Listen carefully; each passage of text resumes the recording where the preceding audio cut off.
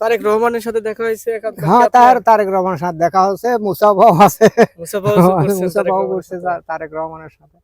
আমার বাড়ি তো এই সাইডে, দক্ষিণ সাইডে। আসসালামু আলাইকুম। আজ আমরা পাড়ি যাব বাংলাদেশের ইতিহাসের এক গুরুত্বপূর্ণ অধ্যায়ে, শহীদ প্রেসিডেন্ট জিয়াউর রহমানের বগুড়ার বাগবাড়ি বাসভবনে, যেটি তার জীবন এবং দেশের জন্য একটি অমর স্মৃতি রেখে গেছে। এই পাশে। ধন্যবাদ ভাই। বগুড়া জেলার বাগবাড়ি উপজেলার নসিপুর ইউনিয়ন পরিষদের পাশে এই জিয়া বাড়িটি অবস্থিত।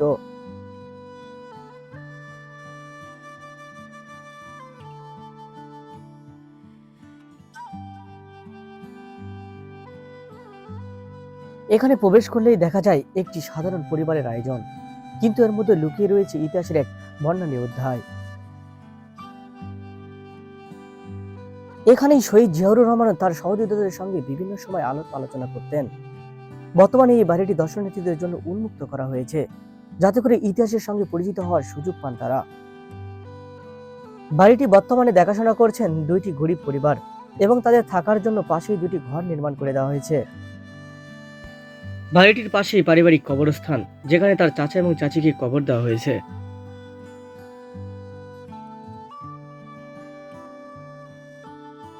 বগুড়ার এই বাসভবনে জন্মগ্রহণ করেছিলেন শহীদ প্রেসিডেন্ট জিয়াউর রহমান, যিনি বাংলাদেশের ইতিহাসের এক গুরুত্বপূর্ণ চরিত্র হয়ে উঠেছিলেন। শহীদ জিয়াউর রহমান শুধু তার সময়ে এক ব্যতিক্রমী নেতা ছিল না, তার জীবন ইতিহাসের অংশ হয়ে থাকবে। বগুড়ার এই বাড়ি তার স্মৃতিকে চিরকাল ধরে রাখবে। প্রতিদিন দূর দূরান্ত থেকে অনেক লোকজন বাড়িটি দেখতে আসে, তাই এলাকাবাসীর দাবি এই বাড়িটিকে যেন পর্যটক কেন্দ্র হিসেবে গড়ে তোলা হয়। 1895 সালে বাড়িটি নির্মাণ করা হয়। এখনো ইতিহাসের সাক্ষী হয়ে দাঁড়িয়ে রয়েছে এই বাড়িটি। বাড়িটির প্রতিটি কক্ষ, প্রতিটি প্রাচীর যেন সেদিনের সাক্ষী। আজকের বাগবাড়ি, যা এক সময় ছিল তার শৈশব ও পরিবারের আশ্রয়, এখন যা আমাদের জন্য একটি ঐতিহাসিক স্মৃতিস্তম্ভ। শহীদ জিয়াউর রহমান শুধু একজন মুক্তিযোদ্ধা ছিলেন না, তিনি ছিলেন একজন দূরদর্শী নেতা। বগুড়ার এই বাসভবনটি তার ব্যক্তিগত জীবনের অনেক স্মৃতির সাক্ষী। রাষ্ট্রপতি হওয়ার পরেও তিনি এখানে অনেক সময় কাটিয়েছেন। বাংলাদেশের স্বাধীনতা যুদ্ধের অন্যতম বীর সাবেক রাষ্ট্রপতি শহীদ জিয়াউর রহমান নাম স্মৃতির পাতায় থাকবে সারা জীবন। শহীদ জিয়াউর রহমানের বাসভবন শুধু একটি বাড়ি নয়, এটি ইতিহাসের একটি অমূল্য অংশ। এটি সংস্করণের আমাদের দায়িত্ব। এভাবে আমরা আমাদের পরবর্তী প্রজন্মকে জানাতে পারবো একজন মহান নেতার গল্প। জাতি কখনো ভুলবে না এই বীরের মহত্বের কথা। বাগবাড়ির বিভিন্ন অংশে আজও দেখা যায় শহীদ জিয়াউর রহমানের স্মৃতিচিহ্ন।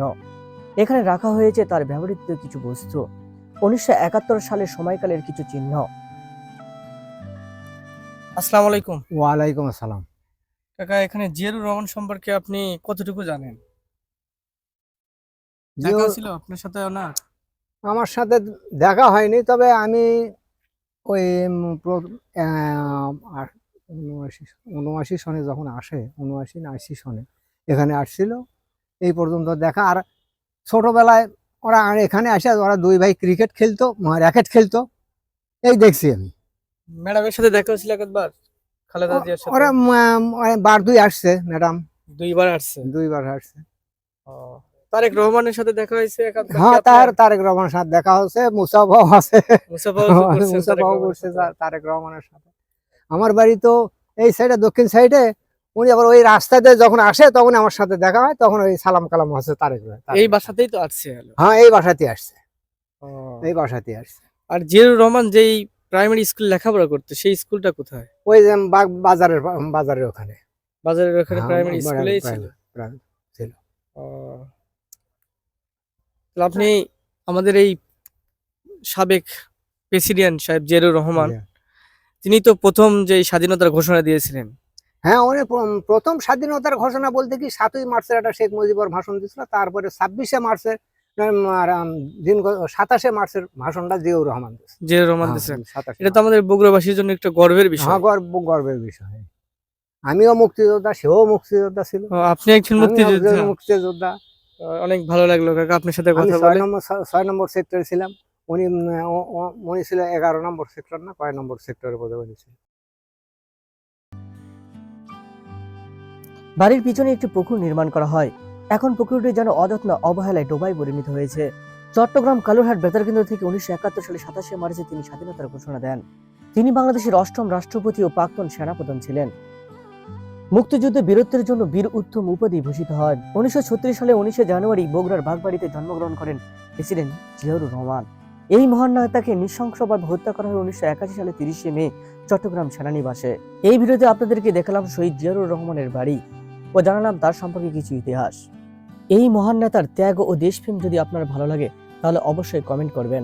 ভিডিওটি ভালো লেগে থাকলে লাইক, শেয়ার ও সাবস্ক্রাইব করতে ভুলবেন না। দেখা হবে নতুন কোনো ঐতিহাসিক স্থানে। সে পর্যন্ত সবাই ভালো থাকবেন। ধন্যবাদ।